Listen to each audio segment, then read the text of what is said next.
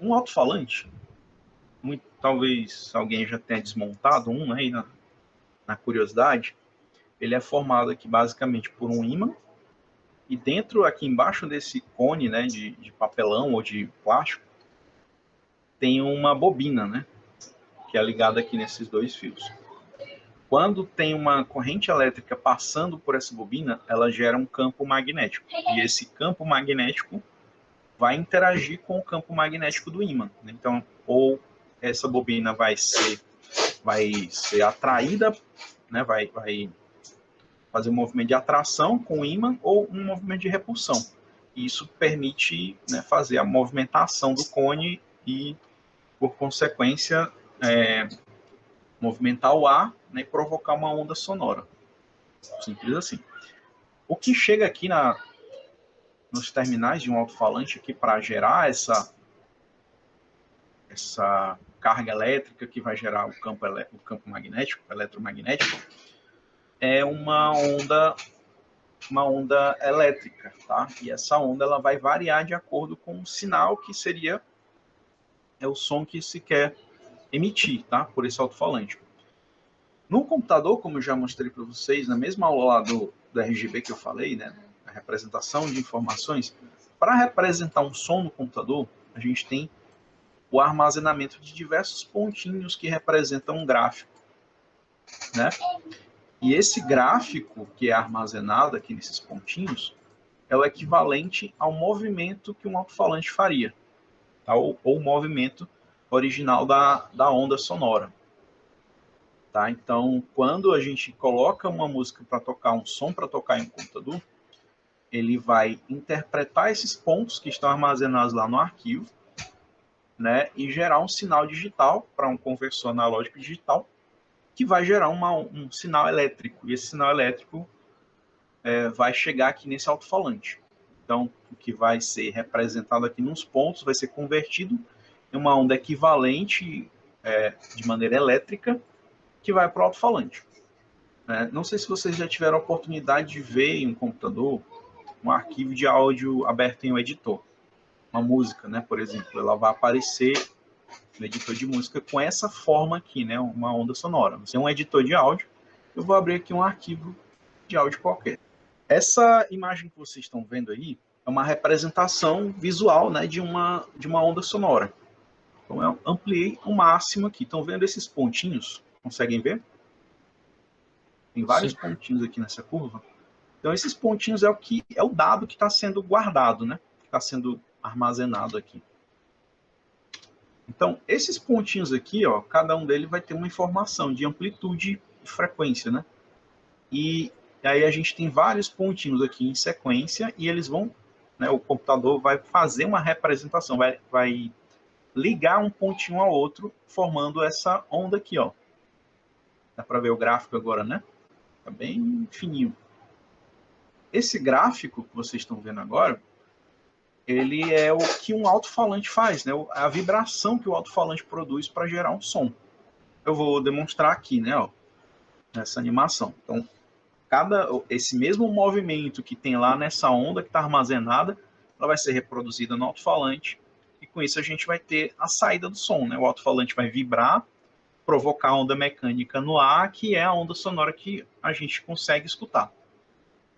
Tá? E para, vamos dizer assim, o processo inverso, né, que seria a entrada, né, com o microfone, é exatamente a mesma coisa. O microfone é muito parecido com o alto-falante, só que ele, digamos, aqui tem essa membrana dele aqui é muito mais sensível, né? Então ela consegue reproduzir, né, a onda mecânica chegando nela, ela vai vibrar e provocar um campo, com o campo eletromagnético aqui, um sinalzinho elétrico que vai ser captado por um dispositivo de entrada, que no caso vai ser um processador analógico digital, né, um conversor, que vai captar essa onda e marcar esses pontinhos aqui na hora de gravar, e gerar uma onda sonora, né, virtual, digital. Pronto, então eu falei de alguns dos dispositivos de saída, né, eu falei dos monitores e do som, né? Até porque não dá para entrar em muito detalhe aqui, por exemplo, uma impressora, que são diversos tipos de impressora, diversos tipos de de plotter, tá? Mas a saída de uma impressora é muito, né, vamos dizer assim, simplificando muito, né? É parecida com a saída de um monitor. Só que ao invés de a gente ter pontos fixos que vão acender ou apagar, né, ou controlar a quantidade de luz que vai sair, a gente tem um conjunto de motores, né, o motor que vai fazer com que o papel passe pela impressora, e a cabeça de impressão, que vai ter um outro eixo aqui, né? Então são dois eixos, né, X e Y, e digamos assim, no caso de uma impressora jato de tinta, ela vai jogar a quantidade de tinta necessária para representar uma determinada cor em um determinado ponto do gráfico, né, no X e Y lá. E esse ponto do gráfico é controlado pelos motores, né? O tanto que o papel desce aqui na impressora e a posição que o cabeçote de impressão está. A gente tem o eixo X, o eixo Y, e a informação que é daquele ponto X e Y, né, vai ser a quantidade de tinta que ela vai colocar naquele determinado ponto. Então, genericamente, toda impressora vai funcionar assim, né? Ou com tinta, ou com toner, ou no caso aqui de um plotter, né, de corte, né, o momento de cortar ou não, né, determinado aqui por X e Y, né, pelo caso de um arquivo. Então vai funcionar de forma semelhante. Aqui os dispositivos de entrada, a gente vai ter diversos tipos, né? Por exemplo, aqui um joystick, um microfone, um mouse, um trackpad, um leitor de geometria, né? Um leitor de códigos de barra, aqui dois tipos diferentes, um scanner, uma câmera, teclados. Então a gente tem diversos tipos de dispositivos de entrada e eles fazem exatamente o que um dispositivo de saída faz. Ele, no caso que ele vai codificar a informação que vai entrar, né, seja ela mecânica, física, imagem, temperatura, né, e ela vai gerar um dado, né, que o processador possa processar. Eles vão codificar, né, algum tipo de informação, seja o apertar de um botão ou o movimentar de um mouse em cima de uma mesa, né, ele vai codificar essa informação e entregar para o processador para fazer um cálculo qualquer e gerar uma informação qualquer, tá?